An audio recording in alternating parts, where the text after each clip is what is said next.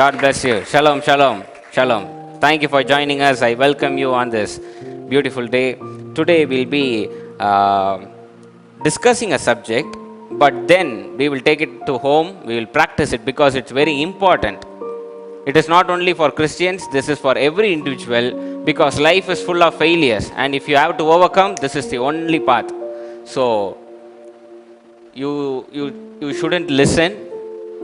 Listening is important, but more than it, practicing is very important. So I want you to listen first, observe the essence, then put it into practice, so that it shall do miracles for you. God bless you. Stay tuned. கிறிஸ்துக்குள் பிரியமானவர்களை எடுத்துக்கொள்வோம். அப்போஸ்தலர் 3:1-10. Acts chapter 3:1-10. அப்போஸ்தலர் நடபடிகள் 3:1-10 வாசிக்க கேட்போம். ஜெபவேளையாகிய 9ஆம் மணி நேரத்திலே பேதுருவும் யோவானும் தேவாலயத்துக்கு போனார்கள். அப்பொழுது தன் தாயின் வயிற்றிலிருந்து சப்பானியாய் பிறந்த ஒரு மனுஷனை சுமந்து கொண்டு வந்தார்கள். தேவாலயத்திலே பிரவேசிக்கிறவர்களிடத்தில் பிச்சை கேட்கும்படி நாடோறும் அவனை அலங்கார வாசல் எண்ணப்பட்ட தேவாலய வாசலண்டையிலே வைப்பார்கள். தேவாலயத்திலே பிரவேசிக்கிற போகிற பேதுருவையும் யோவானையும் அவன் கண்டு பிச்சை கேட்டான். பேதுருவும் யோவானும் அவனை உற்று பார்த்து, எங்களை நோக்கி பார் என்றார்கள். அவன் அவர்களிடத்தில் ஏதாகிலும் கிடைக்கும் என்று எண்ணி அவர்களை நோக்கி பார்த்தான். அப்பொழுது பேதுரு, வெள்ளையும் பொன்னும் என்னிடத்தில் இல்லை, என்னிடத்தில் உள்ளதை உனக்கு தருகிறேன். நசரேனாகிய இயேசு கிறிஸ்துவின் நாமத்தினாலே நீ எழுந்து நட என்று சொல்லி வலது கையினால் அவனை பிடித்து தூக்கிவிட்டான். உடனே அவனுடைய கால்களும் கரடுகளும் பெலன் கொண்டது. அவன் குதித்தெழுந்து நின்று நடந்தான். நடந்து குதித்து தேவனை துதித்து கொண்டு அவர்களுடனே கூட தேவாலயத்திற்குள் பிரவேசித்தான். அவன் நடக்கிறதையும் தேவனை துதிக்கிறதையும் ஜனங்கள் எல்லாரும் கண்டு, தேவாலயத்தின் அலங்கார வாசலண்டையிலே பிச்சை கேட்க உட்கார்ந்திருந்தவன் இவன்தான் என்று அறிந்து அவனுக்கு சம்பவித்ததை குறித்து மிகவும் ஆச்சரியப்பட்டு பிரமித்தார்கள். அல்லேலூயா. 5வது வசனம் 6வது வசனம் கொஞ்சம் திரும்ப வாசிங்க. அப்பொழுது பேதுரு, வெள்ளையும் பொன்னும் என்னிடத்தில் இல்லை, என்னிடத்தில் உள்ளதை உனக்கு தருகிறேன். நசரேனாகிய இயேசு கிறிஸ்துவின் நாமத்தினாலே நீ எழுந்து நட என்று சொன்னார். எழுந்து நட என்று சொன்னார். But what I do have I give you. In the name of Jesus Christ of Nazareth, rise up and walk. ஆமென். இன்றைய செய்தியின் தலைப்பு, faith is a habit. Faith should be a habit. விசுவாசம் ஒரு குணமாக இருக்க வேண்டும். Hello, faith should be a habit. விசுவாசம் ஒரு குணமாக இருக்க வேண்டும். பக்கத்தில் பார்த்து சொல்லுங்க, விசுவாசம் ஒரு குணமாக இருக்க வேண்டும். faith should be a habit. ஆமென். கைகளை வைங்க, நம்ம ஜெபிப்போம். ஜீவனுள்ள அன்பின் தேவனே, நீ தந்த வார்த்தைக்காக நன்றி செலுத்துகின்றோம். இதிலிருந்து நாங்கள் முக்கியமான காரியங்களையும் புதிய வெளிப்பாடுகளையும் கற்றுக்கொண்டு அதை பயன்படுத்த நீர் உதவி செய்யும். நீர் வழி நடத்தும். கேட்டுக்கொண்டிருக்கிற ஒவ்வொருவரையும் ஆசீர்வதியும். இயேசுவின் நாமத்தில் கேட்கிறேன் ஜீவனுள்ள நல்ல பிதாவே, ஆமேன். ஷலோம், ஷலோம், ஷலோம், ஷலோம். தேங்க்யூ. God bless you. கிறிஸ்துவுக்குள் பிரியமானவர்களே, இன்னைக்கு சப்ஜெக்ட் மிகவும் அவசியம். இன்னைக்கு கேட்கறது மட்டும் பத்தாது, இதை கேட்டு பயன்படுத்துறது மிகவும் அவசியம். ஏன் சொல்கிறேன்னா, வாழ்க்கை என்பது பிரச்சனை இருக்க தான் செய்யும். எத்தனை பேர் ஒத்துக்கிறீங்க? ஆமேன். கடைசி வரைக்கும் 40 வயசுலேயும் பிரச்சனை இருக்குது, 50 வயசுலேயும் இருக்குது, 80லேயும் இருக்குது, 99லேயும் இருக்குது. அதான் வாழ்க்கை. அல்லேலூயா. இண்டிவிஜுவலாக பார்த்தீங்கன்னா வாழ்க்கையில் பிரச்சனை இருக்க தான் செய்யும். ஹிந்து, கிறிஸ்டியன், முஸ்லீம்ன்ற வேறுபாடே கிடையாது. அதாவது மதமே இல்லாமல் தெய்வீகத்தை கடைபிடிக்கிற ஒரே ஆள் யார் தெரியுமா? பிரச்சனை. என்னங்க புரியலையா நான் சொல்கிறது? பிரச்சனையை ஒரு ஆளாக நினச்சிக்கோங்க. பிரச்சனைன்ற ஆள் மதம், ஜாதி வேறுபாடு இதெல்லாம் பார்க்கவே மாட்டார். அவர் எல்லாரையும் துன்புறுத்துவார். வயசை பார்க்க மாட்டார், மைனரு மேஜர்லாம் பார்க்க மாட்டார். எல்லாரையும் அடிப்பார், கடைசி வரைக்கும் அடிப்பார், சாகர தருவாயிலையும் அடிப்பார். அப்படிப்பட்ட பிரச்சனையை மேற்கொள்றதுக்கு நமக்கு ஒரு நல்ல பழக்கம் தேவை. அல்லேலூயா. ஹேபிட்னு சொல்லுவோம்ல, ஹேபிட், குணம். ஒரு காரியத்தை மேற்கொள்ளணும்னா நமக்கு இன்னைக்கு தேவை என்ன தெரியுமா? குணம். ஆமாவா இல்லையாங்க?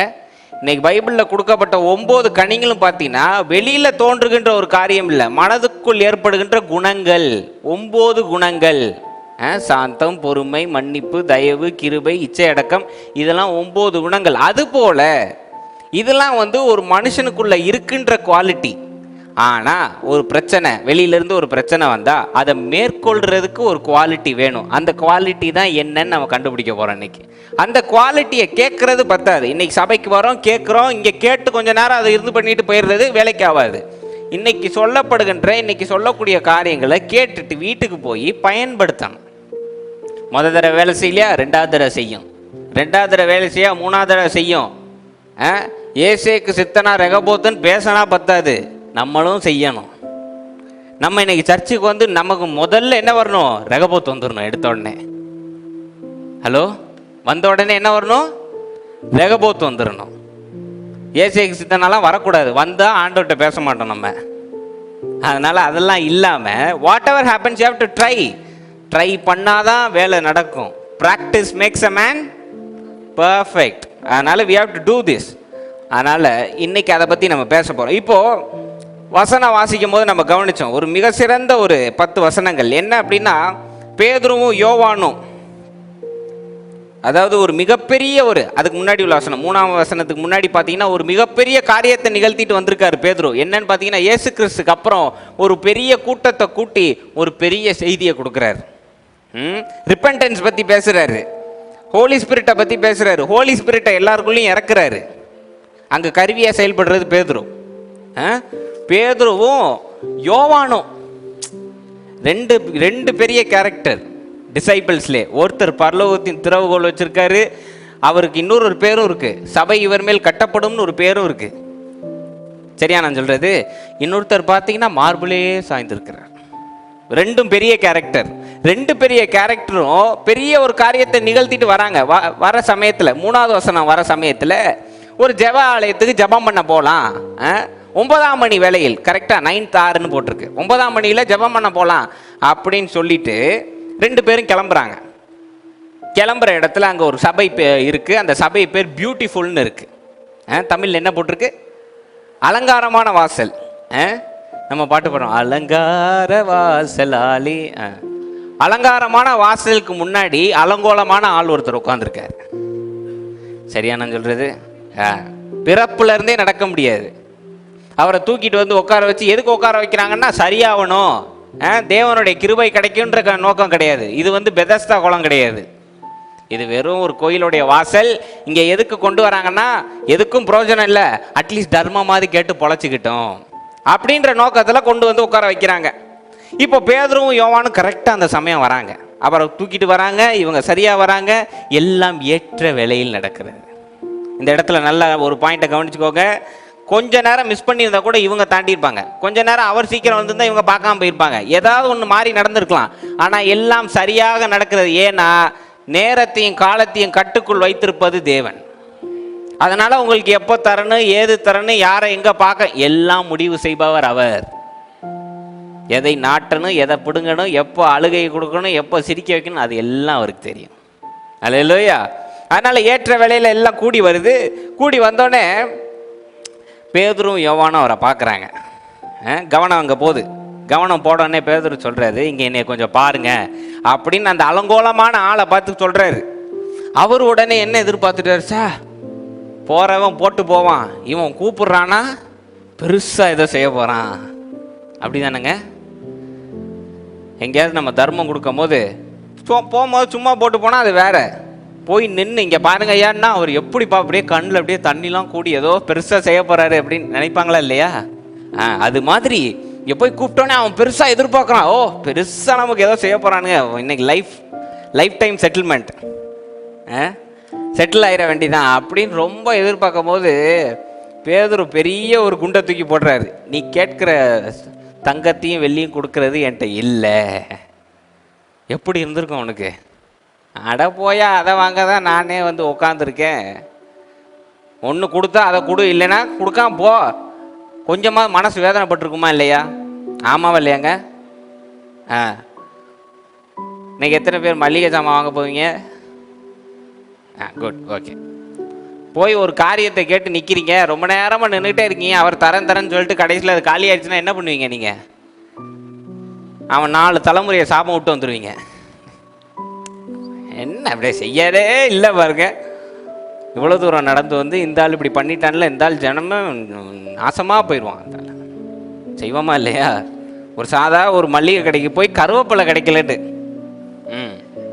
நீங்கள் அதை காலையில் 6 மணிக்கு போய் வாங்கியிருக்கணும். 11 மணிக்கு போய் கேட்டால் அவன் இல்லைன்னு தான் சொல்லுவான். நம்ம சௌரியத்துக்கு செஞ்சுட்டு அவனை திட்டிகிட்டு இருப்போம். கதையை கேளுங்க நீங்கள். இங்கே அந்த ஆள் எதிர்பார்த்து உட்காந்துருக்கு தங்கமும் வெள்ளியும். ஆனால் இவங்க வந்து சொன்ன இதே தங்கமும் வெள்ளியும் நான் தரமாட்டேன். அல்லேலூயா. சொல்லிட்டு இன்னொரு வார்த்தை சொல்றாரு, ஆனால் என்கிட்ட இருக்கிற ஒரு காரியத்தை நான் உனக்கு தரேன்.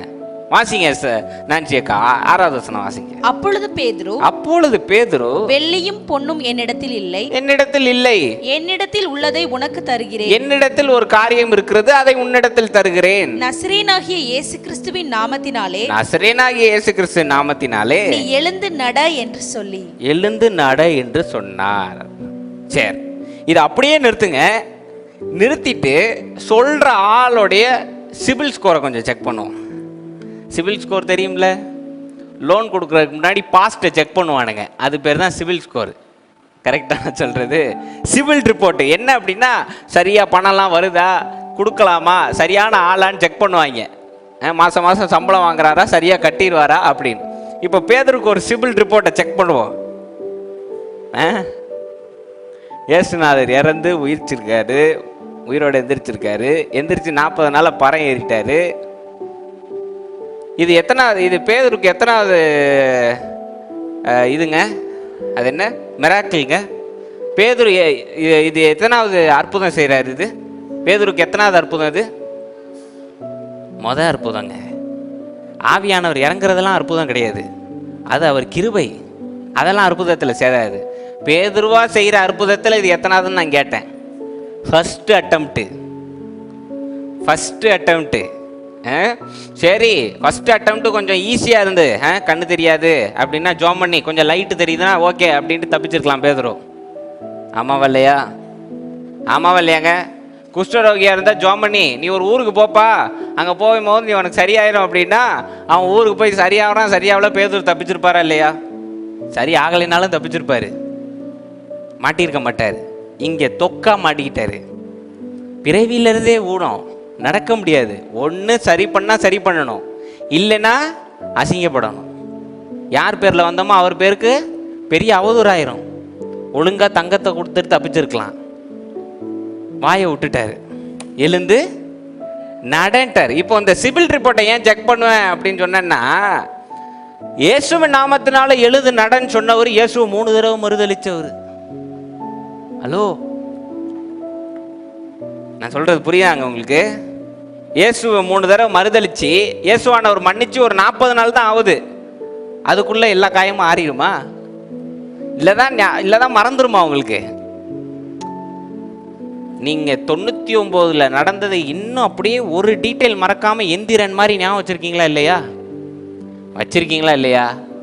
அன்னைக்கு அந்த பொம்பளை என்னை திட்டும் போது வெள்ளை கலர் சாரியில் சிவப்பு கலர் அந்த ஜருகை வச்சு கட்டியிருந்தா, காதில் இப்படி போட்டிருந்தா, இந்தந்த வார்த்தை பேசினாங்க. அதாவது பைபிள் வாசனம் கூட மனப்பாடமாக இருக்காது, ஆனால் அந்த ஹிஸ்ட்ரி பார்த்தீங்கன்னா பக்காவாக ஞாபகம் இருக்கும். மறக்குமா? பேதருக்கு அது அவ்வளோ சீக்கிரம் மறந்துருக்குமா? போய் இயேசுவ நாமத்திலான்னு சொல்லும் போது உள்ள எப்படி இருந்திருக்கும்? 3 தடவை மறுதளிச்சோமே, நம்ம பாட்டுக்கு பேசுகிறோம். ஆமாவா இல்லையா? பயங்கரமா. இப்போ இந்த காலமா இருந்தா சாப்டரே வேற. ஏன்னா இந்த காலத்துல அழகா கட்சி மாதிரி அந்த கட்சியை மாத்தி பேசிடுறாங்க, ரொம்ப ஈஸியா போயிரு, மனசாட்சின்னு ஒன்னே இல்லாம போயிடுது. அந்த காலத்துல இந்த வார்த்தை மீறுறது, வாக்கு மீறுறதுலாம் வந்து ரொம்ப சீரியஸா கன்சிடர் பண்ணுவாங்கங்க. வாக்கு மீறிட்டா உயிரே விட்டுருவாங்க சில பேர், தெரியுமா உங்களுக்கு? வாக்கை மீறிட்டாலோ துரோகம் பண்ணிட்டாலோ உயிரே போயிடும். அப்படிப்பட்ட காலத்தில் இருக்கிற பேதுருக்கு எப்படி இருந்திருக்கும்? கூட இருந்த ஆள் எப்படி? இயேசு கிறிஸ்து வாக்கின் மன்னன், சொன்னா செஞ்சே தீர்ற ஆளு. அவர் கூடயே இருந்து பழகின பேதுருக்கு எப்படி கொஞ்சம் யோசிச்சு பாருங்க. நம்ம இன்னைக்கு கடகடன்னு வாசிட்டு போயிடுறோம். பேசின போது பேதுருக்கு சிந்தையில என்னென்னலாம் ஓடி இருக்கணும். ஏன்னா அவரும் மனுஷன் தாங்க. நம்மளாம் இன்னைக்கு நினைச்சுக்கிறோம் கூட இருந்த 12 பேரும் அப்படியே மேல இருந்து இறங்கின தேவதூதர்கள், அவர்களுக்கெல்லாம் எண்ணமே இருக்காது அப்படின்னு. கிடையாது, அவனுக்கு 1000 எண்ணம் இருந்திருக்கும். மேற்கொண்டு எழுதுறதுனால தான் இது சரித்திரம், இல்லைன்னா ஒன்றும் இல்லாத புஸ்தகம் இது. நல்லா தெரிஞ்சுக்கோங்க. மேற்கொண்டு தான் செய்த காரியங்களை, தான் அனுபவித்த காரியங்களை, தான் மேற்கொண்ட காரியங்களை எழுதுனதுனால தான் இன்னைக்கு இது உயிரோட இருக்கு. எத்தனை பேர் ஒத்துக்கிறீங்க? இல்லைன்னா நம்ம இன்னைக்கு என்ன சொல்லியிருப்போம்? வேதத்தை படிச்சுட்டு தேவன் செய்வாரு, நம்மளால என்னங்க செய்ய முடியும்னு சொல்லியிருப்போம். ஆனா இயேசு கிறிஸ்து தெளிவா அதனால தான் 3.5 வருஷம் மட்டும் செஞ்சுட்டு எதை எப்படி செய்யணும்னு 12 பேருக்கு சொல்லி கொடுத்து அதுல 11 பேர் செஞ்சு காட்டினதுனால தான் இன்னைக்கு நீங்களும் நானும் நம்புறோம் நம்மளாலையும் செய்ய முடியும். ஒத்துக்கிறீங்களா? அப்போ பேதுருக்கு எப்படி இருந்திருக்கும் யோசிச்சு பாருங்க. 3 தடவை மறுதளிக்கிறோம், நம்ம பாடிக்கு எடுத்து விடுறோமே. நான் அங்க பக்கத்துல யோவான் இடத்துல நான் இருந்திருந்தேன்னா இறங்க ஒரு பார்வை பார்த்துருப்பேன். சொல்ற ஆளை பத்தி இல்ல. ஏண்டா தோல்ல சாஞ்சு தூங்குற நானே அமைதியா இருக்கேன், உனக்கு என்னையா? கேட்பீங்களா மாட்டீங்களா? என்னங்க நீங்க என்ன தூக்க கலக்கமா? நல்ல ஒரு ஆமேன்னு சொல்லுங்க பாப்போம். எங்கள் அம்மா இருக்காங்க, நான்சி அக்காவும் ஹேனாவும் இருக்காங்க. நான்சி அக்கா பிரியமான ஆள், ஹேனா கொஞ்சம் கோளாறான ஆள் வச்சுக்குவோம் சும்மா. இப்போ ஏதாவது எங்கள் அம்மாவுக்கு பிரச்சனைனா யார் பேசுவா முதல்ல? தோளில் சாஞ்ச ஆளா, கோளாறான ஆளா? தோளில் சாஞ்சவன், மார்புலையே சாய்ந்து இருக்கிறவங்க தான் டக்குன்னு பாய்வாங்க. யாரை பற்றி என்ன பேசுகிற?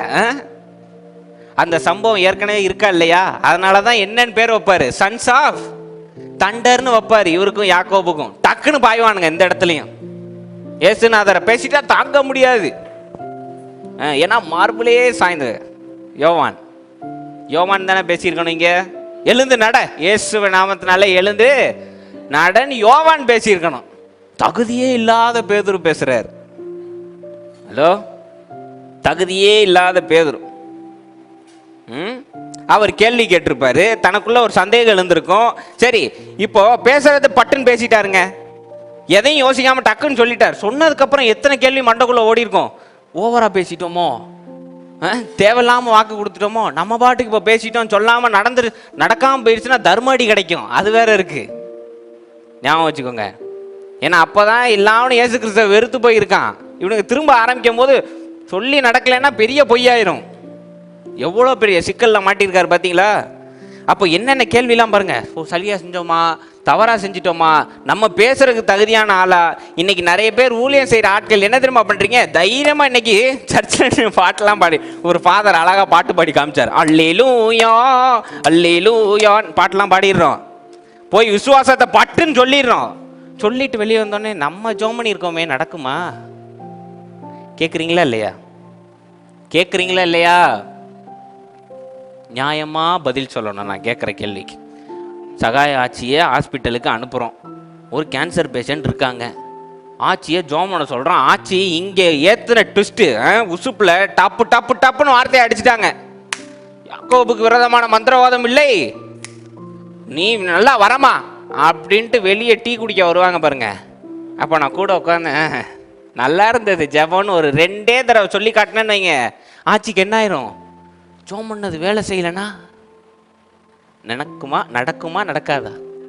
நடக்கும். நம்ம பாட்டுக்கு பேசிட்டோமே, நடக்குமா நடக்காதா? ஆண்டவர் செய்வாரா செய்ய மாட்டாரா? என் பேச்செல்லாம் ஆண்டவர் கேட்பாரா? நான் தகுதியான ஆளா? நான் தகுதியான பாத்திரமா? உகந்த பாத்திரமா? இத்தனை கேள்வி ஓடுற நமக்கே ஓடும் போது 3 தடவை மறுதளிச்ச பேதுருக்கு எத்தனை கேள்வி ஓடி இருக்கும்? இத்தனை கேள்வி ஓடின சமயத்தில் எனக்கு ஒன்று தாங்க புரியல. இவ்வளோ பெரிய தப்பு பண்ணிட்டு வந்து நிற்கிறாரு, ஆண்டவர் மன்னிச்சிட்டேன்னு சொல்லிட்டாரு, அது ஆண்டவருடைய பெருந்தன்மை. இங்கே மனசு மாறணும்ல. சில பேர் சில காரியங்களை நல்லா புரிஞ்சுக்கோங்க. நம்ம ஒரு தவறு செய்கிறோம், ஒருத்தர் மன்னிச்சிட்டாருன்னு வைங்களேன், அவங்க மன்னிச்சாலும் நம்மளால் அதை ஏற்றுக்க முடியாது. என்ன இவங்களுக்கு நல்ல ஒரு மனுஷனுக்கு போய் தவறு செஞ்சிட்டோமே, அந்த குற்ற மனசாட்சி இருக்கா இல்லையாங்க? இருக்கு. பேதுருக்கு இருந்திருக்கணுமா இல்லையா? அப்படி இருந்த சமயத்தில் என்னோட கேள்வி என்னன்னா, எங்க இருந்து கொஞ்சம் கூட யோசிக்காம என்ன செஞ்சிருக்கலாம் பேதுரு? அந்த குற்ற மனசாட்சியோட ஒரு நிமிஷம் இருப்பான்னு தனியா போய் ஜோம் பண்ணிருக்கலாமா இல்லையா? ஆண்டவரே நான் செய்யட்டுமா வேண்டாமா, பர்மிஷன் கேட்டிருக்கணுமா இல்லையா? ஆண்டவர் சொன்னது உண்மைதாங்க, போய் கையை வச்சு ஜெபம் பண்ணி எல்லாத்தையும் உன் கை மூலியமா நான் செய்வேன், யார் மேலே நீ கை வச்சாலும் சுகப்படுத்துவேன், பேய்களை ஓட்டு சுகத்தை கொடு, இதெல்லாம் சொன்னார் பறம் ஏறுறதுக்கு முன்னாடி சொன்னார். இருந்தாலும் பர்மிஷன் கேட்போமா இல்லையா? இன்னைக்கு எத்தனை பேர் டக்குன்னு ஒரு வியாதி உள்ள வீட்டுக்குள்ளே புகுந்து கை வைக்கிறீங்க? எத்தனை பேர் கை வைக்கிறீங்கன்னு கேட்டேன். ஒருத்தரும் கிடையாது. நம்ம இன்னைக்கு என்ன செய்கிறோம்? ஒரு சண்டே ஜபத்துக்கு வர்றதுக்கு முன்னாடி ப்ரிப்பரேஷன் ப்ரேயர் போடுறோமா இல்லையா? ஆயத்த ஜபம். ஆயத்த ஜபத்தில் ஜபத்துக்கு ஆயத்தம் பண்ணுங்கன்னா நாளைக்கு என்ன ட்ரெஸ் போட்டு வரலான்னு ஆயத்தம் ஆயிட்டு இருக்கு ஜனம். நீங்களும் ஒயிட்டு போன, நானும் ஒயிட்டு, சேம் பிஞ்ச். ஜபத்துக்கு ஆயத்தமாங்க சிஸ்டர் அப்படின்னா நம்ம இது ஆயத்தம். ஒரு சண்டே சர்ச்சுக்கு ஆயத்த ஜபம் பண்ணுறோம். இன்னைக்கு ஒரு நான் இன்னைக்கு இந்த வாரத்தில் வெள்ளிக்கிழமை என்ன ஆச்சு, நம்ம ஒரு பேய் ஓட்டுறதுக்கு ஒரு வீட்டுக்கு நம்ம போகிறோம். நீங்கள் தயாராகிக்கங்கன்னா ஆச்சு என்ன பண்ணுவாங்க, இன்னைக்கு நைட்டில் இருந்து ஃபாஸ்டிங், அல்லேலூயா அல்லேலூயா சோத்திரம் சோத்திரம் சோத்திரம் சோத்திரம் சோத்திரம் சோத்திரம் சோத்திரம், இதெல்லாம் ஃபாஸ்டிங் எல்லாம் ரெடி ஆயிரும். 5 நாள் ஃபயரில் ஆச்சு ரெடி ஆனாலும் அந்த வாசலில் போய் நின்று கட்ட கட்ட கட்ட கட்ட கட்ட கட்ட கட்ட ஆடுமா இல்லையா?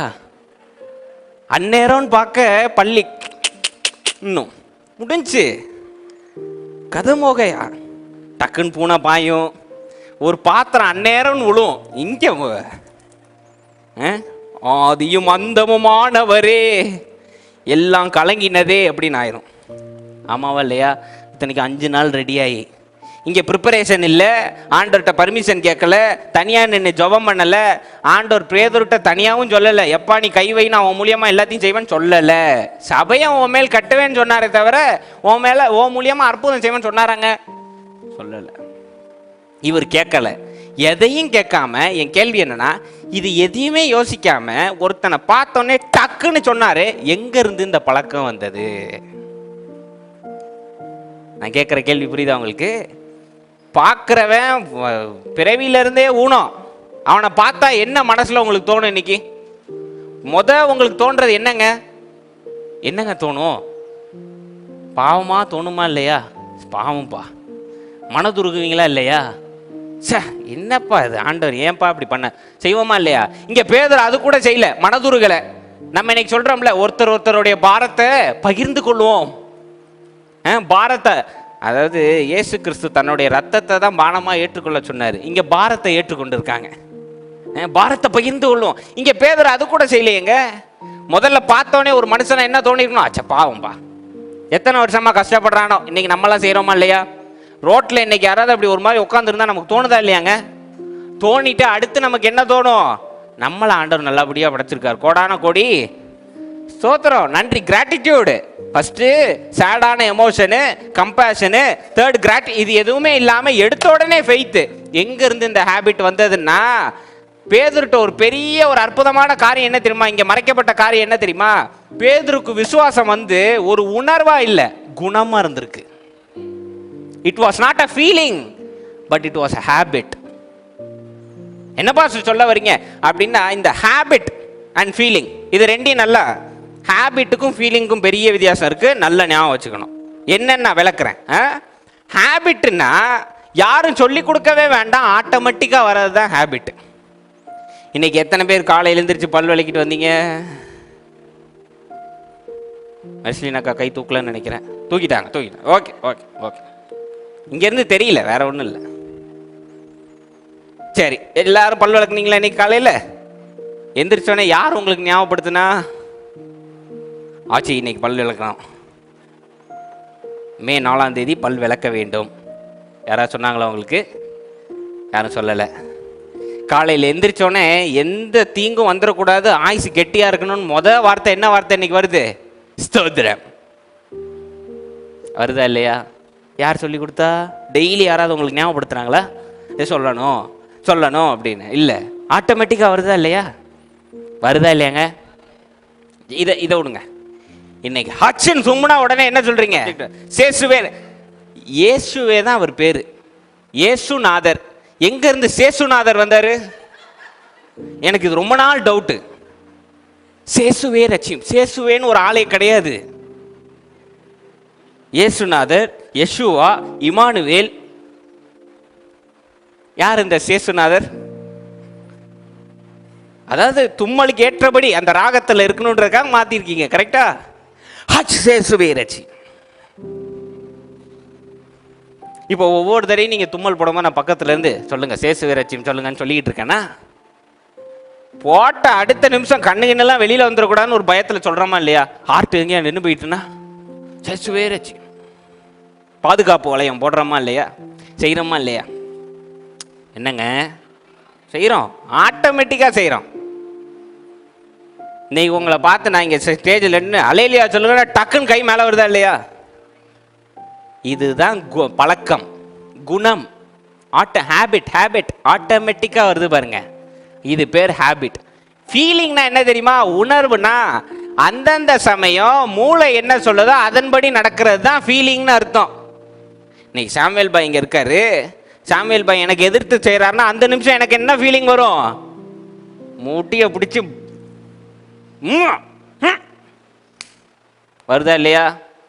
சுருட்ட முடி வேற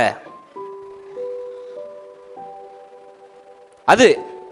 ஆனா அடுத்த நிமிஷமே சாமுவேல் பாய் இந்தாங்க ஆன்டி காஃபி அப்படின்னு கொடுத்தோன்னே நல்லா இருக்கட்டும், சந்தோஷம் நடக்குது. இதுதான் ஃபீலிங். புரியுதா? இன்னும் விவரமா சொல்லணுமா? ஓசனா ஓசனான்றது ஒரு ஃபீலிங், அடுத்த நிமிஷமே சிலுவையில் அறியன்றது ரெண்டாவது ஃபீலிங். இது ஃபீலிங். பாஸ்டர் சூப்பரா இன்னைக்கு வந்திருக்கார், சோத்ரம். God plus. ஆண்டவர் நல்லா ஆசீர்வதிக்கணும் பாஸ்டர். பாஸ்டர் நான் தான் பேச ஆரம்பிச்சோன்னே வந்துட்டார் அதே சப்ஜெக்ட். இது ஃபீலிங். என்ன உங்க இருதயத்தில் உள்ளதெல்லாம் சொல்லிட்டேனா? ஆண்டவர் இருதயத்தை பார்க்கின்றார். என்ன செய்வது? ஃபீலிங். ஒரு நேரம் ஒரு அவதூறா வார்த்தை பேசுறோன்னே அவங்க மேல கோபம் வருது, அடுத்த நேரம் அவங்க மன்னிப்பு கேட்டோன்னே அவங்க மேல அன்பு வருது. இது ஃபீலிங்கு. அதில் பார்த்து சொல்லுங்க, ஃபீலிங்கு உணர்வு. புரிகிறதா? இது உணர்வு. இப்போ உணர்வு படி நடந்துகிட்டா இந்த உலகத்தில் என்ன தெரியுமா? இன்னைக்கு என்னமோ பெருசா அப்படியே social media express your emotion, express your feeling. அப்படின்னா கொலை பிச்சிட்டு போயிடும். ஏன்னா சாமுவேல் பாய் என்னை கோபப்படுத்துறேன்னு எனக்கு முதல்ல என்ன தெரியுமா வரும்? கோபத்தில் கொன்றணும் முதல் ஃபீலிங். அடுத்த ஒரு 5 நிமிஷம் கழிச்சு பாவம் நம்ம சாமுவேல் பாய், அது ரெண்டாவது ஃபீலிங். இப்போ முதல் ஃபீலிங்கை நீங்க கேட்டு நடந்துட்டீங்கன்னா சாமுவேல் பாய் ரெண்டாவது ஃபீலிங் இருக்க மாட்டாரு, செத்து போயிருவாப்ல. ரத்து பண்றேன், சும்மா சொல்றேன். கொன்றுவோமா இல்லையா? இன்னைக்கு ஃபீலிங் படி நடந்தா எத்தனை கொலை விழுந்திருக்கும் சொல்லுங்க? நாடே ரத்த வெள்ளத்துல ஓடி இருக்கும். ஆமாவா இல்லையா? எத்தனை புருஷன்மார் சீக்கிரம் ஆண்டவர்கிட்ட போயிருப்பாங்கன்னு யோசிச்சுக்கங்க. ஃபீலிங். இன்னைக்கு என்னமோ பெருசா express your feeling, it is very important to do okay, convince with your feelings, express. If you live by your feelings you will die very soon. உணர்வுகள் அப்படியே வெளிப்படுத்த சீக்கிரம் செத்து போயிருவீங்க. அதனாலதான் இயேசு கிறிஸ்து தெளிவா நேரா குத்தாம உள்குத்து மாதிரி சொல்லியிருப்பாரு, உலகத்தை முழுசு நீங்க வாங்கி ஆத்மாவை இழந்துட்டேன்னு வை, முடிஞ்சு போயிடுச்சு வாழ்க்கையே அப்படின்னுவார். இன்னொரு ஒரு இடத்துல சொல்லுவார், இறந்தவனை நம்ம என்ன நினைப்போம்? பழச அடக்கட் பண்ண இல்லைங்க, அதுல ஒரு பெரிய அர்த்தம் இருக்கு. இறந்து போனதை, இறந்த காரியத்தை இறந்ததே பார்த்துக்கிட்டோம். புதுசான இந்த நல்ல ஆத்மாவை இறந்த அந்த ஃபீலிங்ஸுக்கு இடம் கொடுக்காதீங்க. ஃபீலிங்ஸ், அதான் ஃபீலிங்ஸ். இன்னைக்கு எத்தனை பேர் பிள்ளைகளை வளர்த்து எடுத்திருக்கீங்க? ஓகே, ஒரு கட்டத்தில் நினைச்சிருப்பீங்களா இல்லையா? நீ உருப்படவே மாட்டான்னு நினைச்சிருப்பீங்களா இல்லையா? உண்மைனா ஆமேன்னு சொல்லிடணும். எனக்கு உள்ளுக்குள்ள கேட்குது, வெளியில சொல்லிருங்க, யூடியூப்ல உள்ளவங்களுக்கு கேட்குற மாதிரி. ஏன் தயக்கம்? உண்மையை ஒத்துக்கங்க. ஒரு காலத்தில் நினைச்சிங்களா இல்லையா, இவெல்லாம் உருப்படவே மாட்டான் அப்படின்னு நினைச்சிங்களா இல்லையா? என்னங்க, நான் யாரையும் போட்டு விட மாட்டேன் சொல்லுங்க. ஆமேன் தானே? ஆமேன். ஆனா அந்த பிள்ளை தான் இன்னைக்கு நமக்கு மணி மகுடமா அமைஞ்சிருக்கு. அதுக்கு மட்டும் ஆமேன் ஆமேன். ஆமாவா இல்லையா? ஃபீலிங்ஸ் படி நீங்கள் செஞ்சுருந்தீங்கன்னு வைங்க, உங்கள் மணிமகுடம் இன்னைக்கு துபாயில் ஒட்டகம் ஓட்டிக்கிட்டு இருந்திருக்கும், ஃபீலிங்ஸ் படி நடந்திருந்தா. அதனால தான் சொல்கிறது, ஃபீலிங்ஸுக்கு இடம் கொடுக்காதீங்க. ஏன்னா அது ஒரு நிமிஷம் பாசத்தை காமிக்கும், ஒரு நிமிஷம் கொண்டு போட்டுற லெவலுக்கு போகும். ஆமாவா இல்லையா? ஃபீலிங்ஸ். ஆனால் குணம் அப்படி கிடையாது. குணம்ன்ற சப்ஜெக்ட் வந்து மிகவும் சிறப்பான காரியம், சரியான காரியத்துக்கு பயன்படுத்தினா. குணத்தை நீங்கள் ஒரு குணத்தை நீங்கள் உங்களுக்குள்ள கடைபிடிச்சி உங்களுக்குள்ள தயார்படுத்திட்டீங்கன்னா, துக்கமோ சோகமோ சோர்வோ தாழ்வோ குணம் சரியாக வேலை செய்யும், ஆட்டோமேட்டிக்காக வேலை செய்யும். யார் எது சொல்லணும்னு அவசியமே கிடையாது, குணம் தான் வேலையை கரெக்டாக ஞாபகப்படுத்தும். அதுதான் குணத்துடைய சிறப்பு. ஆமேன். இன்னைக்கு மன்னிக்கிறது உங்க குணம்னு வைங்களேங்க, என்னதான் ஃபீலிங்ஸ் வரட்டும் மன்னிச்சிருங்க. ஏன்னா நீங்க அந்த அளவுக்கு ட்ரெயின் பண்ணி வச்சிருக்கீங்க. அதுதான் குணத்தோடைய ஒரு சிறப்பான காரியம். ஆமாவா இல்லையா? ஒத்துக்கிறீங்களா இல்லையா? இன்னைக்கு ஒவ்வொருத்தரையும் சமைக்கும் போது ஒவ்வொரு நேரமும் ஃபீலிங்ஸ் ஏற்றபடி அப்படியே தேடி தேடி நீங்க எடுக்கல, உள்ள பிராக்டிஸ் ஹேபிட். அதனால ஒரு 10 வருஷமா சாம்பார் வைக்கிறீங்கன்னு வைங்க, 1 மணி நேரத்தில் வச்சு முடிக்கிறீங்களா இல்லையா? ஹேபிட் ஆயிடுச்சா இல்லையா? எது எங்கே இருக்குது, எதை எப்போ செய்யணும், எதை எப்போ போடணும், எத்தனை இனுக்கு எல்லாம் தெரியுதா இல்லையா? என்னங்க எல்லாம் ஏன்னா ஹேபிட் ஆயிடுச்சு, டெய்லி ஹேபிட் ஆயிடுச்சு. ஆனால் ஃபீலிங்ஸ் அப்படி கிடையாது, ஹேபிட். அதை தான் இன்னைக்கு குணம். அந்த குணம்ன்றது மிகவும் அவசியம். ஏன் பாஸ்டர் இப்போ இதை இவ்வளோ தெளிவாக பேசுகிறேன் அப்படின்னா, இன்னைக்கு நம்மளுடைய விசுவாசம் ஃபீலிங்காக இருக்கே தவிர ஹேபிட்டாக இல்லை. அதனால தான் தோற்று போகிறோம். நான் சொல்கிறது புரியுதா உங்களுக்கு? நம்மளுடைய விசுவாசம் இன்னைக்கு ஹேபிட்டாக இல்லை, ஃபீலிங்காக இருக்குது. பக்கத்தில் பார்த்து சொல்லுங்கள், நம்மளுடைய விசுவாசம் ஃபீலிங்காக இருக்குது சிஸ்டர், ஃபீலிங்காக இருக்குது. என்ன பாஸ்டர் சொல்ல வரீங்கன்னா, இன்னும் தெளிவாக சொல்கிறேன். சர்ச்சில் வந்து ஒரு 4 பாட்டு பாடினோடனே அப்படியே விசுவாசம் பொங்கி வழியும். நீ வெளியில் போய் காதேஸ் வனாந்திரத்தையே வெட்டி தள்ளிடுறேன். வெண்டைக்காவை வெட்டுறதுக்கு இவ்வளோ விசுவாசம். ஏன்னா அந்த அளவுக்கு இங்கே செய்தியில் ஃபயர் ஏற்றி அக்கினி அக்கினின்னு பம்ப் பண்ணி ட்ரம்ஸ்லாம் அடிச்சோடனே ஃபுல் ஃபயர் இறக்கி விட்டா கோலியாத்தையே வீழ்த்திட்டு வந்துடும். அப்படி ஒரு ஃபயர் விசுவாசம். ஆட்டோவில் ஏறினோடனே புஷ்ஷுன்னு போயிடுது.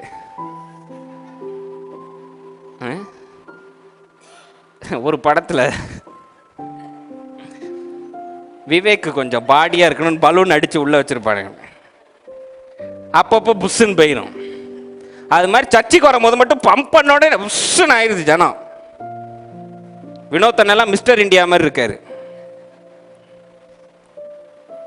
வெளியில் போனால் புஷ்ஷுன்னு ஆயிடுது.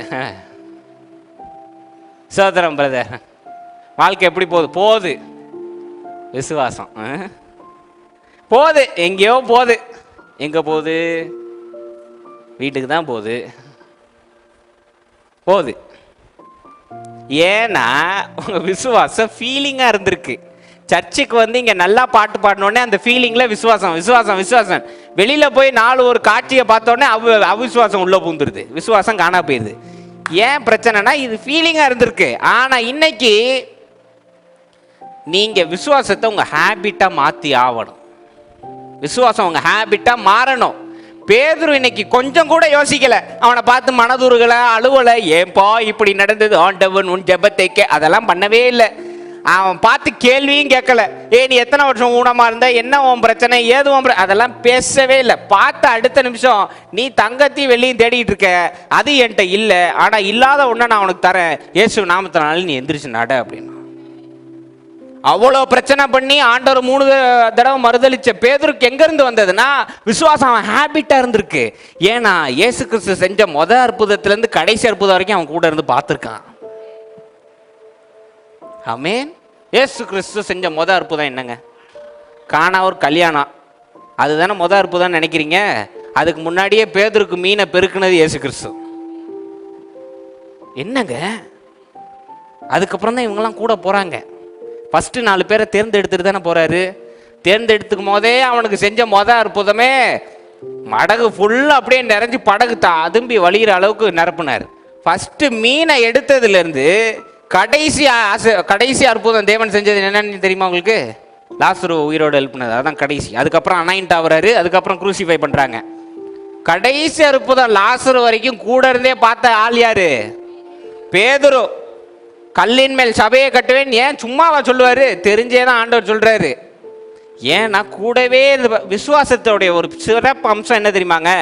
விசுவாசம் கேட்பதுனாலே வரும்னு இருக்கு. Faith comes by hearing and hearing the word of God ன்னு இருக்கு. விசுவாசம் கேட்பதனாலே வரும், கேட்டுக்கொண்டு இருப்பதனாலேயே வரும். இயேசு கிறிஸ்து கூடையே இருந்து பரிசேயன் கேள்வி கேட்கும் போது ஆண்டவர் எப்படி விசுவாசமாக பேசுகிறாருன்னு பார்க்குறான். தண்ணீரை தாச்சரசமாக எப்படி பார்க்குறான், நாயின் விதை பார்க்குறாப்புல, எல்லாத்தையும் பார்த்துக்கிட்டே வரும்போது அவனுக்குள்ள விசுவாசம் வந்து ஒரு ஹேபிட்டாக மாறுது, குணமாக மாறுது. இது 40 நாள் கிடையாது, 3.5 வருஷமாக கூடயே இருந்து இன்னைக்கு சொல்லப்படாத நிறைய அற்புதம் பைபிளில் இல்லை. ஆமாவா இல்லையா? யோவான் சொல்றாரு, எழுதிட்டு போனால் எழுதிக்கிட்டே போகலாம் 2025 வரைக்கும்ன்றாரு. அந்த அளவுக்கு செஞ்சிருக்காரு. குரான்ல ஒரு அற்புதம் இயேசு கிறிஸ்து செஞ்சது இருக்கு. அதாவது களிமண்ணை எடுத்து ஆண்டவர் பறவை மாதிரி செஞ்சு ஊதுனாலே அது பறவையாக பறந்து போனதுன்னு குரான்ல இருக்கு. என்னங்க இதுக்கு உண்மைக்கு நீங்கள் வேணா போய் படிச்சு பாருங்க, குரான்ல இருக்கு. இப்படி எழுதப்படாத நிறைய கதைகள் இருக்கும் போது 3.5 வருஷத்துல தொடர்ந்து பேதுரு பார்த்த ஒரே காரியம் என்ன தெரியுமாங்க? விசுவாசங்க. விசுவாசங்க. அப்போ பேதுருக்குள்ள ஒரு நல்ல குணம் வளர்ந்தது என்னது? விசுவாசம். பேதுருக்கு விசுவாசம் வந்து ஒரு ஃபீலிங் கிடையாது, அது குணமா மாறிடுச்சு பேதுருக்குள்ள. புரியுதா உங்களுக்கு? குணமா மாறிடுச்சு.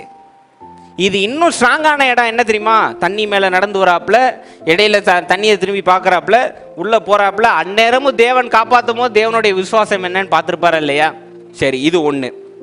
2வது, 3 தடவை மறுதளிச்சதுக்கு அப்புறமும் வந்து அன்பு செலுத்தி அவன் மேலே விசுவாசம் வைக்கிறாரே, அந்த தேவன் எவ்வளோ பெரிய தேவன் பேதுரு கண்ணால் பார்த்தாரா இல்லையா? பார்த்தாரா இல்லையாங்க? அதனால பேதுருக்கு விசுவாசன்றது குணமாக மாறிடுச்சு, ஃபீலிங்காக இல்லை. அதனால் இந்த இடத்துக்கு வந்து அவனை பார்த்த உடனே பேதுருக்கு இந்த கம்பேஷன், சோகம், ஆங்ஸைட்டி, சாரோ இது எதுவுமே கிடையாது. எடுத்த உடனே தான் சொன்ன ஒரே வார்த்தை, இயேசு நாமத்தினாலே எழுந்து நட சொன்னாப்புல. கையை கொஞ்சம் தூக்கி இப்படி விட்டாப்புல, ஆள் நடந்தாரா இல்லையா? பிறவி ஊனம் நடந்தாரா இல்லையா? ஏன்னா விசுவாசம் குணமாக இருந்திருக்கு. இன்னைக்கு நம்ம செய்கிற பெரிய தப்பு என்னன்னா, விசுவாசம் ஒரு ஃபீலிங்காக இருக்குது, அதை இன்னையோடு முறிச்சிட்டு விசுவாசத்தை குணமாக மாற்றணும். எப்படி பாஸ்டர் மாற்றணும்? 2 வழிமுறைகள். there are just 2 points, main 2 points. என்னன்னா, மொதல் பாயிண்ட், யார் மேலே நீங்கள் விசுவாசம் வச்சுருக்கீங்கன்னு உங்களுக்கு ஞாபகம் இருக்கணும். இன்னைக்கு நம்ம யார் மேலே விசுவாசம் வச்சுருக்கோன்றதை அடிக்கடி மறந்துடுறோம், அதனால தான் தோற்று போகிறோம். நீங்கள் யார் மேலேங்க விசுவாசம் வச்சு நடக்கிறீங்க, காரியத்தை செய்கிறீங்க? உங்கள் மேலேயா இல்லை அண்டத்தையும் படைத்த தேவன் மேலேயா? யார் மேலே? தேவன் மேலே. 1 பேதுரு 5:7 சொல்லப்பட்டபடி உங்கள் கவலை எல்லாம் யார் மேலே வைக்க சொல்லியிருக்கு? அவர் மேல் வைத்து விடுங்கள்னு சொல்லியிருக்கு. ஆமாவா இல்லையா? சொல்லப்பட்டிருக்கு. அப்படின்ற சமயம் இன்னைக்கு உங்களுக்கு எனக்கு என்ன தெரியணுமா? முதல்ல விசுவாசத்தில் இறங்குறதுக்கு முன்னாடி ஒரு விஷயம் நல்லா நமக்கு தெரியணும். நான் ஒன்றும் ஏன் பலத்தினால் அல்ல, ஏன் பராக்கிரமத்தினால் அல்ல, என் தேவ ஆவியினால எல்லாம் நடக்கிறது என்று நீங்கள் உறுதிப்படுத்திட்டீங்கன்னு வைங்க, ஃபர்ஸ்ட் பாயிண்ட் ஜெயிச்சாச்சு. சொல்றது புரியுதா உங்களுக்கு? நீங்கள் ஃபர்ஸ்ட் விசுவாசன்ற குணம் வரணும்னா நீங்கள் முதல்ல செய்யக்கூடிய ஒரு பாயிண்ட், யார் மேலே நம்பிக்கை வச்சுருக்கீங்க, யார் மேலே விசுவாசம் வச்சுருக்கீங்கன்னு உங்களுக்கு நல்லா தெரியணும். இன்றைக்கி அடிக்கடி மறந்துடுறோம். பிரச்சனை பெருசான உடனே ஆண்டவரை மறந்துடுறோம். இன்றைக்கி ஆண்டவரை ஞாபகம் வச்சுருந்தா பிரச்சனை சின்னதாக போயிடும். சொல்கிறது புரியுதா?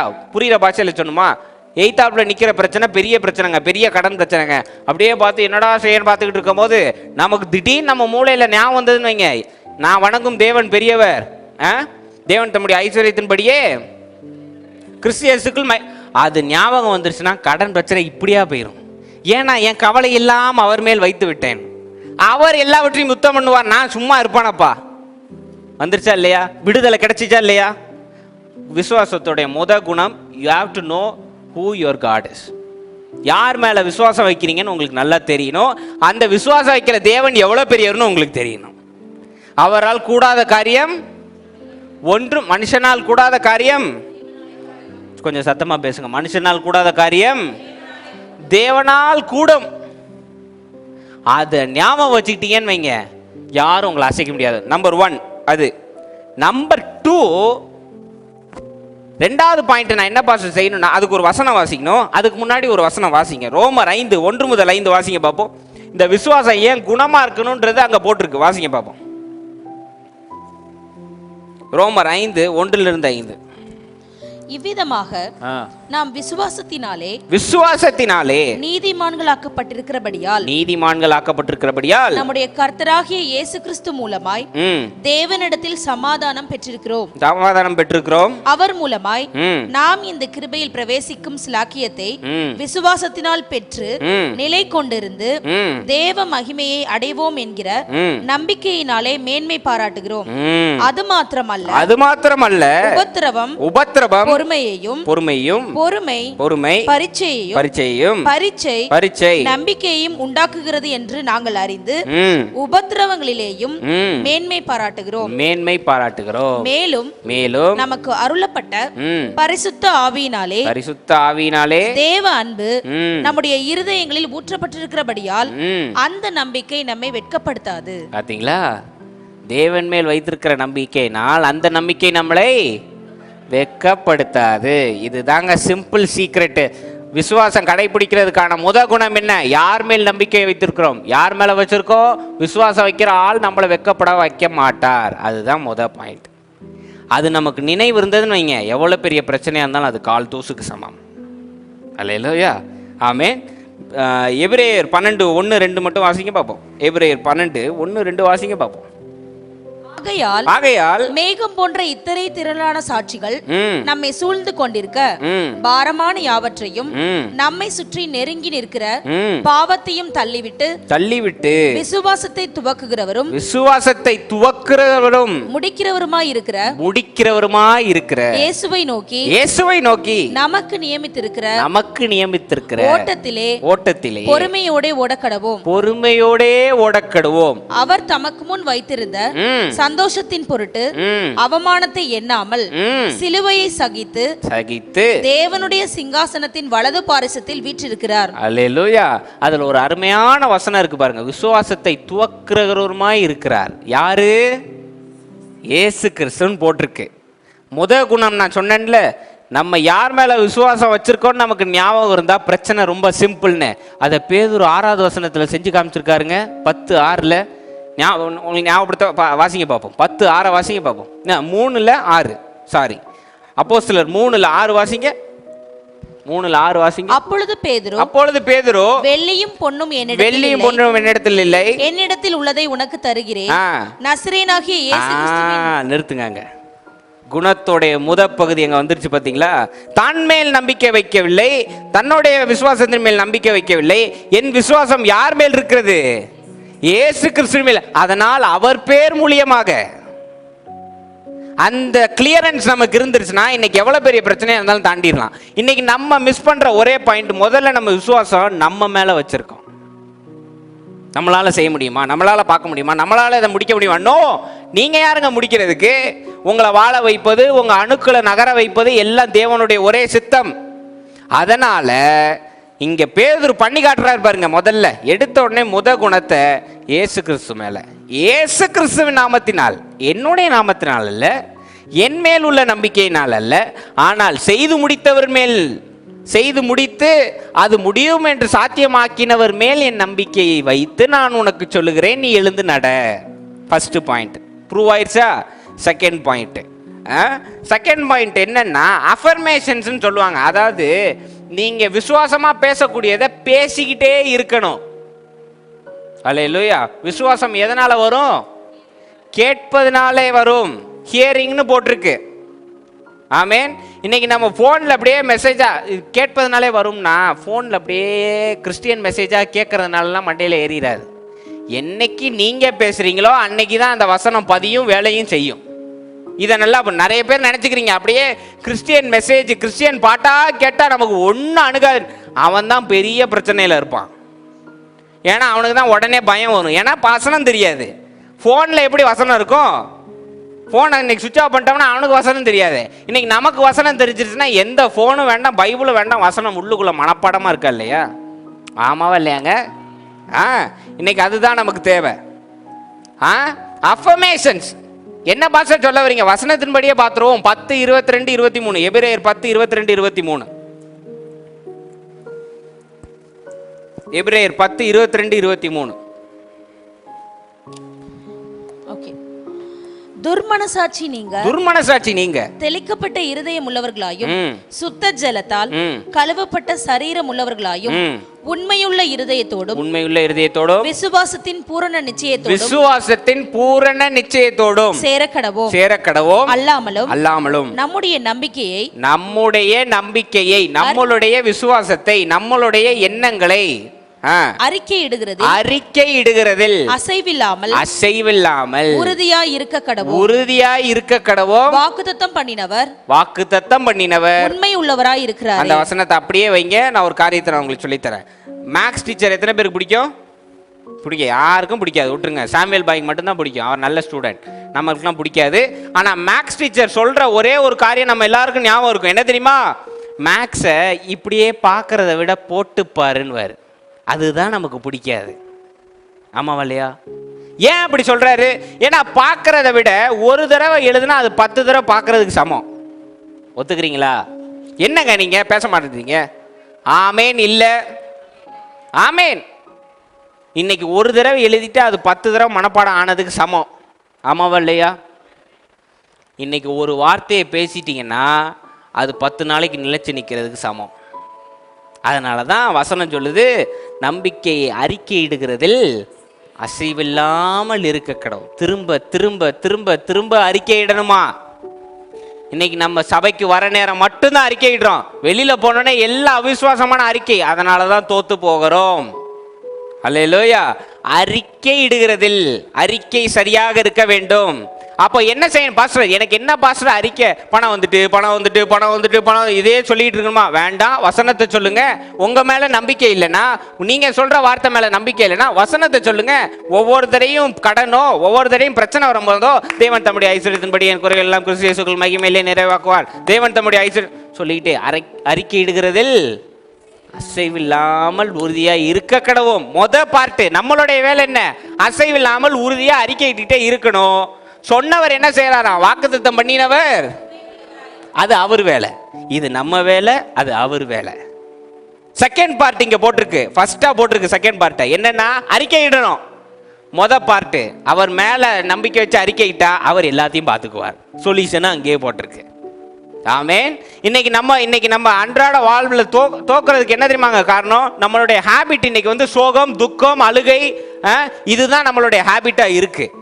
இன்னைக்கு ஜெபிப்போம் ஆகணும்னா எத்தனை பேருக்கு தானா அப்படியே பொலன்னு வருது? காவேரி ஆறு தோத்து போயிடும். உண்மையை பேசுறேன்னா பேசிதானே ஆகணும். நான் டிவியில பாக்குறேன், ஜெபிப்போம் ஆகணும்னு கலன்னு வருது. எங்க இருந்து வருதுன்னே தெரியல. இந்த வசனம் ஒன்று இருக்கு, ரிவர்ஸ் வில் ஃப்ளோ வித்தின் யூன்னு இருக்கு. அது தமிழ் என்னக்கா? புறப்பட்டு ஓடும்னு இருக்கு. ஜீவ நதி. கரெக்டா? எஸ், தமிழ் அதுதான். இன்னைக்கு ஜெபம் பண்ணுவோன்னே விசுவாச ஜீவநதி புறப்பட மாட்டேங்குது. கண்ணீர்லேருந்து ஜீவநதி புறப்பட்டு ஓடுது. அப்படி ஜெபம் ஏன்னா ஹேபிட். யார் சொன்னா இன்னைக்கு அழுதாதான் ஜெபம் வேலை செய்யணும்? யாராவது ஒருத்தர் இன்னைக்கு கையை உயர்த்தி இல்லை எந்திரிச்சு என்னை சேலஞ்ச் பண்ணுங்க பார்ப்போம். பாஸ்டர் அழுதாதான் ஜெபம் இன்னைக்கு வேலை செய்யணும் யாராவது ஒருத்தர் நீங்க சொல்லுங்க. நான் வெயிட் பண்றேன், சொல்லுங்க. It doesn't work. இன்னைக்கு நம்ம அதை ஹேபிட்டா மாத்திட்டோம். ஜெபம் போனாலே அழுவணும், ஜெபம் போனாலே இப்படி துக்கமாகணும், ஜெபம் போனாலே கூனி குறுகணும். அப்படிலாம் தேவையே கிடையாது. இங்க ஜெபம் அப்போ என்ன தெரியுமா பண்ண சொல்லியிருக்கு? நம்பிக்கை அறிக்கையிடுகிறதில். நீங்க சோகமா இருக்கும் போது அசைவில்லாம அறிக்கையிட்டுருவீங்களா? சோகமா இருக்கும் போது வினோத்தனை நீங்க இப்போ சோகமா இருக்கீங்க, ஒரு அறிக்கை நான் சொல்லி தரேன். தேவன் தம்முடைய ஐஸ்வர்யத்தின்படியே குறைவில்லாம் கிறிஸ்து இயேசுக்குள் மகிமையிலே இதான் அறிக்கை. சோகமா இருக்கும் போது சொல்லிடுவீங்களா? மனசு விட்டு போயிடும். அட போய பார்த்து சொல்லுவாரு. ஆமாவா இல்லையா? ஆனா விசுவாசம் இருந்தா நான் கூட இருந்து சொல்லணும்னு அவசியமே கிடையாது. வினோத்தனை தனக்கு தோணுற எல்லாம் நம்ம அறிக்கை அசையாமல் உறுதியாக வாக்குத்தத்தம் பண்ணினவர். ஏன்னா விசுவாசம் யார் மேல வச்சிருக்காரு? தேவன் மேல வச்சிருக்காரு. அதனால அறிக்கை அசைவில்லாம போயிட்டே இருக்கான். புரியுதா உங்களுக்கு? அதனால இன்னைக்கு நம்மளுடைய ஹேபிட்டை என்னவா மாத்தணும்? சோகம், துக்கம், எரிச்சல், நெகட்டிவிட்டின்னு ஒரு ஹேபிட் இருக்கு பாருங்க, தூக்கி குப்பையில போட்டுருங்க. நல்லதில்லை, உடம்புக்கு நல்லதில்லை. பிபி சுகரை பயப்படுறதை விட நெகட்டிவிட்டிக்கு தான் நீங்க பயப்படணும். ஏன்னா அதுதான் எல்லாத்துக்கும் காரணம். ஆமேன். லைட்டா இருமுனோடனே கொரோனாவோ கேன்சரோ அதுவோ இதுவோ டியூபர்குலோசிஸா நீங்க டாக்டரா? அப்புறம் நீங்களே முடிவு பண்றீங்க? லைட்டா நெஞ்சு கொஞ்சம் வேகமா அடிச்சிடக்கூடாது, அடுத்த வருஷம் இருக்கானா தெரியல, அதை ஆண்டவர் பார்த்துக்குவார். நீங்களா வாழ்க்கையை எப்படி வச்சிருக்கீங்க? ஆண்டவர் நினைச்சா உங்களிருந்து வாழ்க்கையிலேருந்து தூக்கிடுவார். உங்களால் திரும்ப விட முடியாது. நீங்க இருக்கணும்னு நினைச்சாலும் ஆண்டவர் தூக்கிடுவாரு. நீங்க போகணும்னு நினைச்சா ஆண்டவர் வச்சிருந்தா உங்களால போகவே முடியாது. ஒரு உதாரணம் சொல்லுவேன். சில ஆக்சிடென்ட்ஸ் நடக்கும். கெட்டியான ஐஸ்ன்னு வைங்க, எவ்வளோ அடிபட்டாலும் உசுரோட இருக்கும். நான் அப்படி ஒரு ஜீவனை பார்க்குறேன். எனக்கு தெரிஞ்ச ஒரு ஜீவனு எப்பயோ செத்துருக்கணும். நானே பல தடவை பர்சனலாக ஜோம் பண்ணியிருக்கேன், ஆண்டவரே எடுத்து தொலையும் இந்த ஆளை அப்படின்னு. ஆனால் கெட்டியான ஆயுசு இப்போ கூட ஒரு ஃபங்க்ஷனுக்கு கிளம்பிட்டு இருக்குது. ஆனா இந்த ஆள் இருப்பாரியா, சரித்திரம் படைக்கிறார், வாக்கி டாக்கில பேசிட்டே வராரு நினைச்சு பொட்டுன்னு போயிருச்சு. ஆண்டவர் தூக்கணும்னு நினைச்சா தூக்கிடுவாரு, பிடிச்சி வைக்க முடியாது. இருக்கணும்னு நினைச்சா எவனாலையும் கொல்ல முடியாது. அதனால பார்த்துக்கிறவர் அவரு. இங்க அறிக்கையிடுறது தான் நம்ம வேலை. அதனால விசுவாசத்தை அவர் மேல் வச்சுட்டு அறிக்கை என்ன பண்ணணும்? அசைவில்லாம சொல்லிக்கிட்டே இருக்கணும். அப்போதான் நடக்கும். ஒரு 2 தடவை அவருடைய தலைமையினால் சுகமானோடனே கால் புஷ்ஷுன்னு இறங்கிறாரு. நீங்கள் ஒன்றும் அப்படி மகான் படைத்து வந்தவர்கள் அல்ல. 10 தடவை சொல்லுங்க. 10 தடவை நடக்கலையா? 20 தடவை சொல்லுங்க. 20 தடவை நடக்கலையா? 30 தடவை சொல்லுங்க. நடக்கும். எங்க பாஸ்டர் ப்ரூஃப் இருக்கு. இப்போ வசனம் பேசினாரா? வசனம் பேசின உடனே என்ன நடந்ததுன்னு 7வது வசனத்தை கொஞ்சம் வாசிங்க, டக்குன்னு வாசிங்க பார்ப்போம். 3:7. வலது கையினால் அவனை பிடித்து தூக்கி விட்டான். உடனே அவனுடைய கால்களும் கரடுகளும் பெலன் கொண்டது. இந்த பெலன் எங்க இருந்து வந்தது? எபிரேயர் 4:12 ஆன்சர் இருக்கு. எபிரேயர் 4:12 ஆன்சர் இருக்கு. வாசிங்க பாப்போம். 4:12 ஆன்சர் இருக்கு.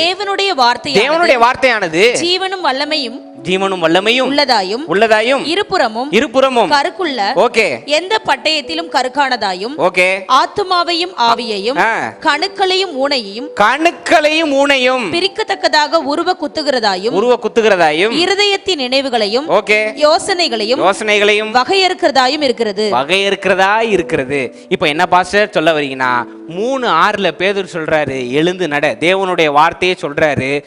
எபிரேயர் 4:12 படி கணுக்கெல்லாம் செயல்படுது, வார்த்தை மாம்சமாவது. அல்லேலூயா. அப்போ நீங்க பேசுற வார்த்தை நிச்சயம் மாம்சமாகும். அப்ப அசைவில்லாம அறிக்கையிட்டா டெய்லி அற்புதம் உங்க டெய்லி வாழ்க்கையா மாறிடுங்க. விசுவாசம் உங்க ஹேபிட் ஆயிடுச்சுன்னா அற்புதம் டெய்லி லைஃப் ஸ்டைலா மாறிடும். If faith becomes your habit, miracles become your life style. அதான் சீக்ரெட். அதனால இன்னைக்கு நல்ல ஒரு காரியத்தை புரிஞ்சுக்கோங்க. விசுவாசம் வேணும்னா முதல்ல யார் மேல வச்சிருக்கீங்கன்னு ஞாபகப்படுத்துங்க. 2வது, அறிக்கையை அசைவில்லாம அறிக்கையிட்டுக்கிட்டே இருக்கணும். வாக்குத்தத்தம் பண்ணினவர்.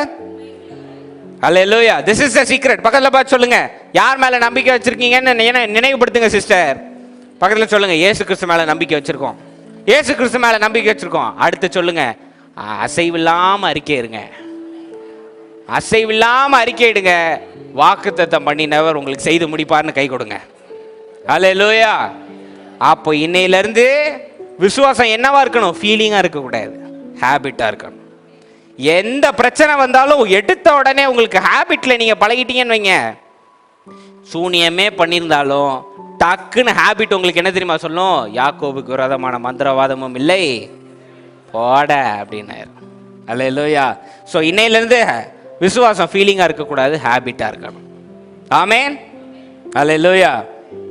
தலைகளை தாழ்த்துங்க, நாம் ஜெபிப்போம். ஜீவனில் அன்பின் தேவனே, வந்திருக்க ஒவ்வொருவரையும் நாங்கள் ஆசீர்வதிக்கின்றோம். இந்த விசுவாசம் என்ற காரியம் எங்களுக்கு ஒரு குணமாக மாற நீர் உதவி செய்யும். அதை நாங்கள் பயன்படுத்தவும், வாழ்க்கையில் வெற்றி பெறவும், நாமத்தை மகிமைப்படுத்தவும் நீர் உதவி செய்யும். பொறுப்படுத்திக் கொள்ளும், வழி நடத்தும். இயேசுவின் நாமத்தில் கேட்கிறேன் ஜீவனில் நல்ல பிதாவே, ஆமென். அல்லேலூயா. மகிழ்ந்து களி கூறுங்கள். விசுவாசம் குணமாக இருக்க வேண்டும். பக்கத்தில் பார்த்து சொல்லுங்க, faith should be a habit, make it as an habit. God bless you. Shalom.